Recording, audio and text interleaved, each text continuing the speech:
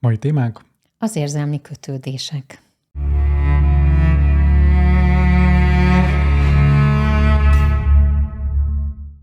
Sziasztok! Sziasztok! Sok szeretettel köszöntünk újra mindenkit. Most egy kedves e-mail lesz az, illetve egy témafelvetés, amely miatt beszélgetünk ezekről. Felolvassam? Azért kérnélek meg, hogy olvasd fel, kicsit hosszú lesz, mert hogy ez egy tök jó prezentációja lesz valaminek, amit majd szeretnék megmutatni.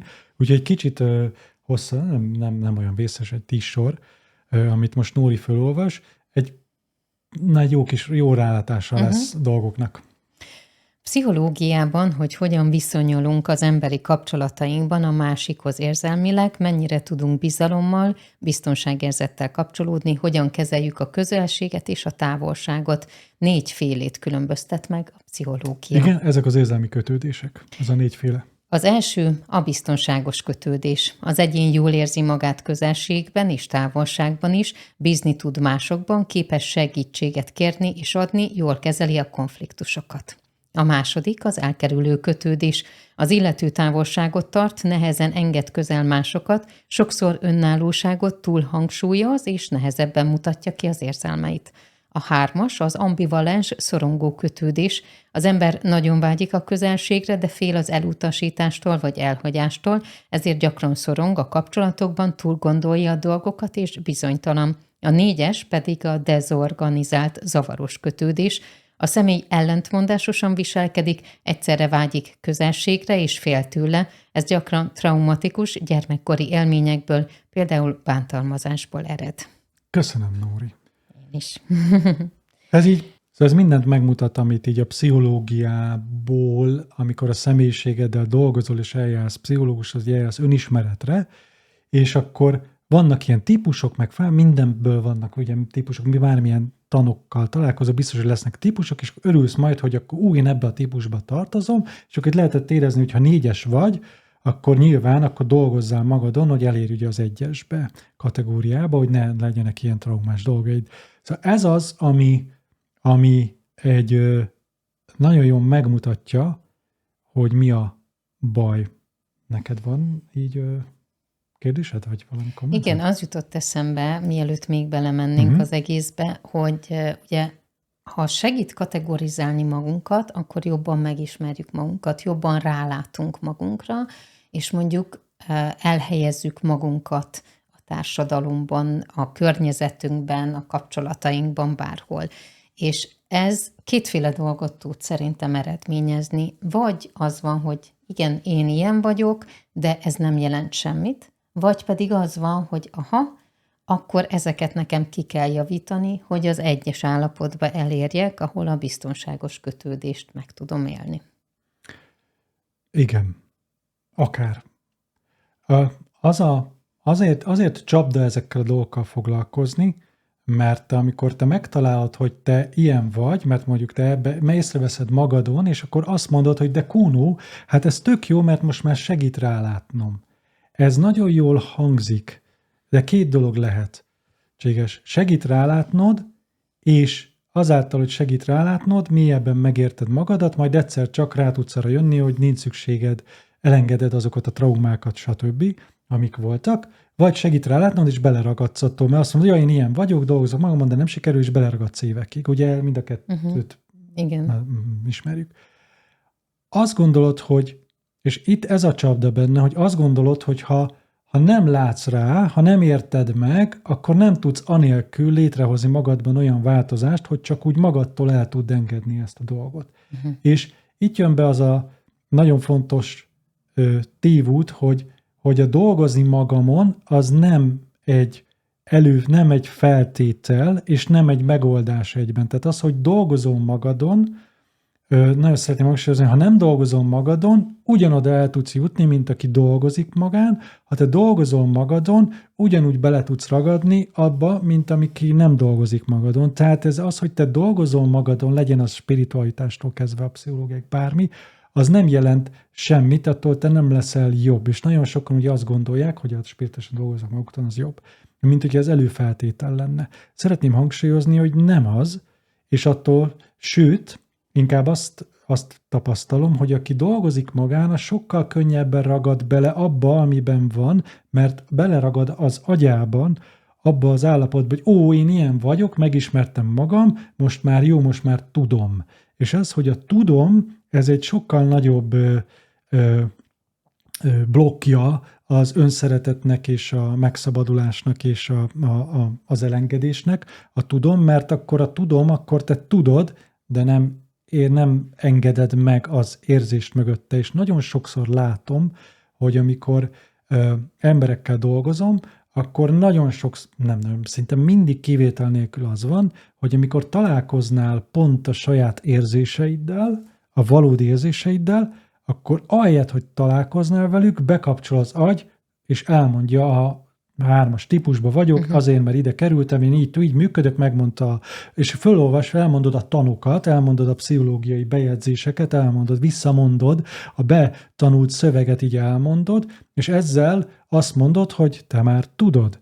És az elakadás, amikor látszom, hogy el vannak akadva emberek, amikor úgy érzed, hogy elakadás, ez az egyik legnagyobb blokkja, lehetősége annak, hogy te tudod a dolgokat, mert ezzel pont eltávolítod magadat a megérzéstől, mert a tudoddal átvered magad, ahelyett, hogy éreznéd.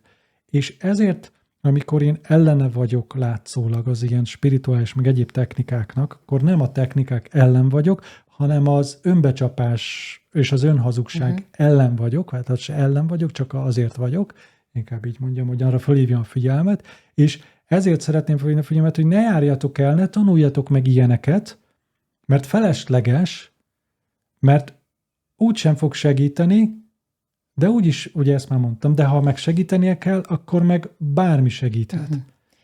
Ez a címkézés, amiről most beszéltél. Hívhatjuk annak is. Ugye volt ez a kedves hölgy, aki ezt kérdezte, és akkor kérdezte tőlem, Kuno, mi van a érzelmi kötődések? Hát mondom, mi van? Hát, hogy van 4 féle, és akkor mondtam, hogy igen, mondom, egyfajta érzelmi kötődés létezik, a lószar kötődés. Tehát, hogy ezt értsétek, hogy amikor te elkezded magad így a pszichológiában kategorizálni dolgokat, akkor az emögött ott van az érzelmi kötődés, a függés. Hogy nincs, vagy van, vagy trauma, az egész egy nagy lószar, mert minden te vagy, nincs kihez kötődnöd, tehát bármit megélsz, az lehet egy traumás vagy biztonságos, az egész kötődés már eleve feltételezi, hogy van rajtad kívül valaki, akinek neked bármilyen módon kapcsolódnod kell hozzá, és hogy létezik ő, akivel neked bármit kell tőle kapnod, vagy adnod kell neki. Amikor ebben az illúzióban vagy vele, akkor teljesen mindegy, hogy most traumatizált vagy nem vagy traumatizált, de benne vagy az illúzióban. És ez a baj a pszichológiai ismeretekkel, és ez a baj a spirituális tanokkal, hogy benne tart téged abban az illúzióban, amikor nem vagy önmagad. És mindig meg tudod magyarázni, hogy valami miatt ilyen vagy, de minden mögött az van, hogy ez te vagy az, aki kötődik. Te mit érzel ebben az egészben? Teljesen mindegy, hogy mit tapasztaltál, vagy mit gondolsz, vagy milyen kategóriába esel. Az a kérdés, hogy te mit érzel közben. És teljesen mindegy, hogy mit csinál a másik, ha te mit érzel közben. És ez az, amit bárcsak meghallanának mindenki, hogy soha nem a másikra figyelünk. Tehát soha nem azt, és itt most az érzelmi kötődésekről van szó, soha se arra figyeljetek, amit csinál a másik. Soha. Tehát párkapcsolatban ezt a legkönnyebb begyakorolni. Hanem mindig arra, hogy mit érzel te. És hogy itt lehet egy olyan csapda is, hogy ki akarod javítani magadat. És ki akarod javítani magad, igen. Mindig ki akarod javítani magad, igen. Nagyon érdekes. Bocs, is az egy... Igen. Mondom. Nem. Hogy nagyon érdekes volt, hogy ahogy olvastam, ugye elümjött bennem az, hogy ez az ismerősöm, ez a típus, az az ismerősöm, az a típus, az az ismerősöm, az a típus, és hogy... Mindenki ezt magyarázza nekem, mindig. És mindig rá fogunk ismerni valakire, igen. Hogy ez mindig, és hogy ez mennyire jó, hogy ezt tudjuk, és hogy ez segít. Én még nem láttam volna, hogy segít. Tehát, hogy lehet, hogy segít, egy picit jobb lesz, de nem változtatja meg a dolgokat. Tehát, hogy ebben bele lehet éppen úgy ragadni, ebbe a dologba, nem segít. Tehát nem segít. Segít, mármint olyan értelemben segít, hogy lehet, hogy egy picit jobb lesz tőle, meg többet az az illúzió, hogy agyalsz rajta, és a felismerés örömét, meg az aha élményt megadja, igen, a rálátás örömét adja meg, de ez ugyanolyan, mint a drog. Tehát értsétek meg, hogy az önismeret, az mégis a pszichológia, legyen az pszichológia vagy spirituális önismeret, az egy drog.